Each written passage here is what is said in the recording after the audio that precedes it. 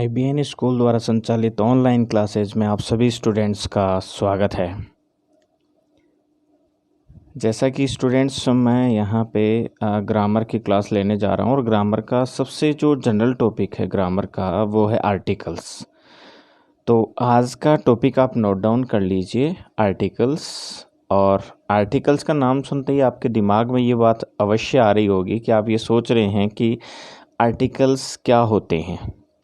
वैसे बेसिकली आप में से कुछ स्टूडेंट्स को पता है, कुछ को नहीं पता है। और इंग्लिश का ये इतना जनरल टॉपिक है कि आपको ये आना ही चाहिए, क्योंकि आज के जो टाइम है उसमें हर स्टूडेंट चाहता है कि उसको स्पीकिंग इंग्लिश आए। तो स्पीकिंग इंग्लिश में कहाँ पर हमें ए का प्रयोग करना चाहिए, कहाँ हमें एन का प्रयोग करना चाहिए और कहाँ हमें द का प्रयोग करना चाहिए, ये सभी आना चाहिए। क्योंकि कुछ स्टूडेंट्स को मैं जनरली देखता हूँ कि द कहीं भी लगा देते हैं, नाम से पहले लगा देते हैं कहीं भी। तो कम से कम हमें ये पता होना चाहिए कि द जो आर्टिकल है उसका यूज़ कहाँ होगा, ए का प्रयोग कहाँ होगा, एन का प्रयोग कहाँ होगा। तो स्टूडेंट्स, इन सभी का प्रयोग जानने के लिए मैं आपके सामने लेकर आया हूँ आर्टिकल्स टॉपिक। तो स्टार्ट करते हैं।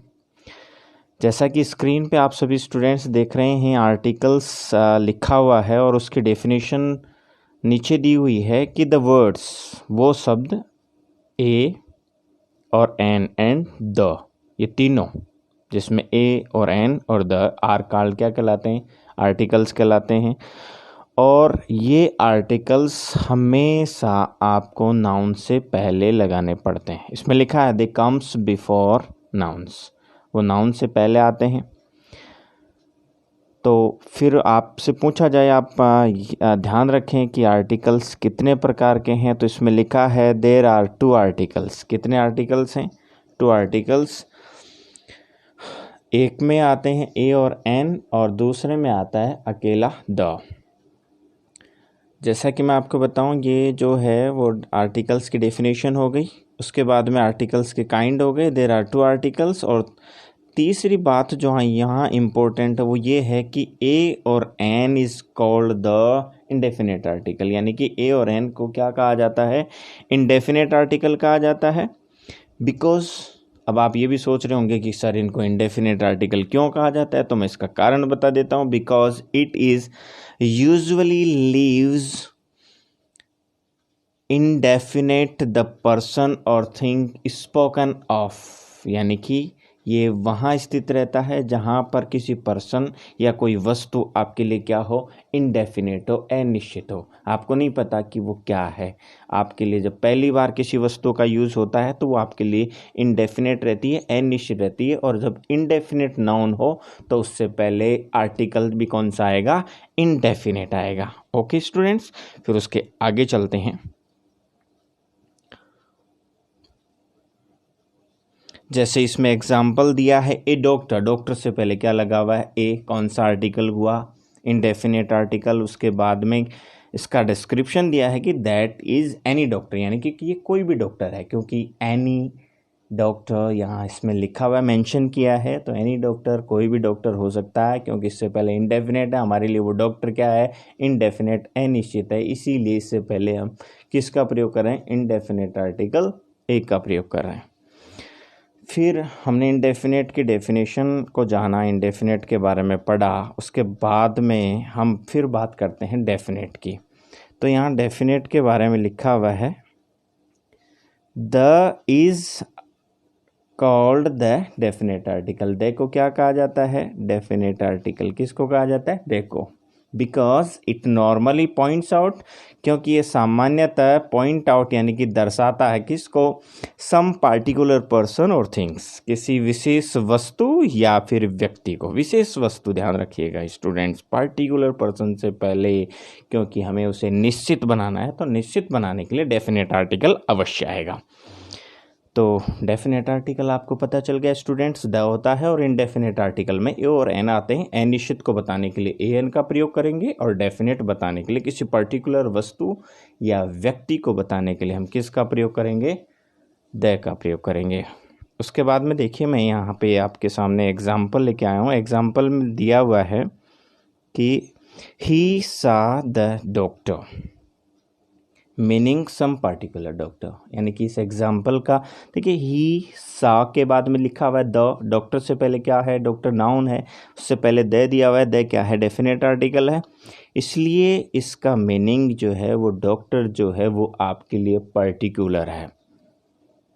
ठीक है स्टूडेंट्स ये आपके दिमाग में ये बात अवश्य आ रही होगी, आप लोग ये सोच रहे होंगे कि हम क्यों लगाएं सर, आर्टिकल्स का मतलब क्या है, हम लगाते क्यों हैं। तो मैं सीधी सी बात आपके सामने लेके आ रहा हूँ कि आर्टिकल्स का यूज़ किसी भी नाउन से पहले करना ये हमें ये बताता है कि आप उस नाउन के बारे में डेफिनेशन और इनडेफिनेशन बताने के लिए कि आपके लिए वो नाउन डेफिनेट है या इनडेफिनेट है, यही बताने के लिए जब आप किसी स्पीकर के सामने बोलेंगे, जैसे कोई स्पीकर इंग्लिश बोल रहा है तो लिसनर उसको सुन रहा है, तो स्पीकर जब भी इंग्लिश बोलेगा तो उसके लिए श्योर सी बात है वो सेंटेंस यूज़ करेगा और सेंटेंस में कोई ना कोई नाउन अवश्य होगा। तो नाउन को बताने के लिए कि वो उस स्पीकर के लिए या लिसनर के लिए वो नाउन डेफिनेट है या इनडेफिनेट है, ये बताने के लिए वो किसका प्रयोग करता है, आर्टिकल्स का प्रयोग करता है स्टूडेंट्स। द इंडेफिनेट आर्टिकल, ये जो लाइन है यहाँ पे मैं उसको पढ़ रहा हूँ, the indefinite article is used before singular countable noun. ये इंपॉर्टेंट है स्टूडेंट, क्या बोला है मैंने, इंडेफिनेट आर्टिकल।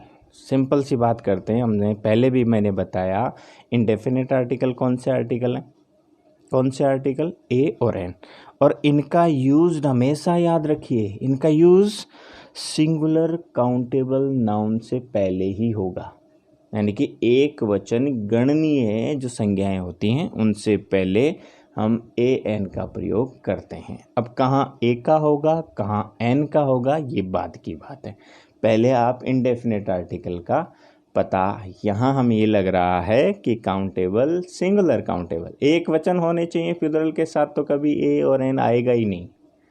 ए एन का प्रयोग सिंपल किसके साथ आता है, किसके साथ, सिंगुलर काउंटेबल नाउन के लिए। जैसे मैं एग्जांपल यहाँ पे दे रहा हूँ, ए बुक लिखा हुआ है तो बुक सिंगुलर है, नाउन है, और एन ऑरेंज, ऑरेंज से पहले एन का प्रयोग हुआ है। ऑरेंज अपने आप में क्या है, क्या है ऑरेंज अपने आप में एक काउंटेबल सिंगुलर नाउन है। और उसके बाद में ए गर्ल लिखा हुआ है तो गर्ल भी काउंटेबल सिंगुलर नाउन है, इसलिए इंडेफिनेट आर्टिकल का प्रयोग काउंटेबल सिंगुलर नाउन से पहले होता है। ठीक है स्टूडेंट्स, इसके बाद में दूसरा, हमने इंडेफिनेट की बात की, उसके बाद में हम बात कर रहे हैं the definite article is used before singular countable nouns, plural countable nouns and also uncountable nouns, यानी कि द का प्रयोग काउंटेबल के साथ भी होगा, अनकाउंटेबल के साथ भी होगा, सिंगुलर के साथ भी है, प्लूरल के साथ भी है। जैसे द बुक, ऊपर आपने देखा था बुक से पहले ए था, अब बुक के बाद पहले क्या आ रहा है, द आ रहा है, तो आप कंफ्यूज हो रहे होंगे, आप सोच रहे हैं कि सर पहले ए लगाते हो फिर द लगाते हो, तो क्या बात है। तो मैं आपको ये चीज़ समझा देना चाहता हूँ कि ऊपर वाला जो एग्जाम्पल है, जो बुक है उससे पहले जो ए आया है वहाँ पे हमारे लिए वो बुक क्या थी, इनडेफिनेट थी, एन निश्चित थी, और ये बात सिर्फ स्पीकर को पता है, बोलने वाले को पता है, इसीलिए उसने ए का प्रयोग किया है। उसके बाद में जो सेकंड पोजीशन पे बुक है उससे पहले डेफिनेट आर्टिकल द का प्रयोग किया है, जहाँ पे द जो है वो क्या है, जो बुक है वो क्या है, डेफिनेट है, किसके लिए, स्पीकर के लिए, कि वो उस किताब की बात कर रहे हैं जो स्पीकर और लिसनर दोनों को पता है, इसीलिए उससे पहले उसने डेफिनेट आर्टिकल द लगाया है। द बुक्स, द मिल्क, कौन सा वाला मिल्क अगर आपसे कोई पूछे तो यहाँ पे पार्टिकुलर मिल्क की बात हो रही है, और पार्टिकुलर अर्थ में डेफिनेट आर्टिकल का प्रयोग किया जाता है स्टूडेंट्स। तो आज की क्लास में आपको ये स्टूडेंट समझ में आया होगा कि हमने आर्टिकल्स पढ़ा, आर्टिकल्स के दो काइंड पढ़े, डेफिनेट और इनडेफिनेट। इनडेफिनेट आर्टिकल में ए और एन आते हैं और डेफिनेट आर्टिकल में द आता है।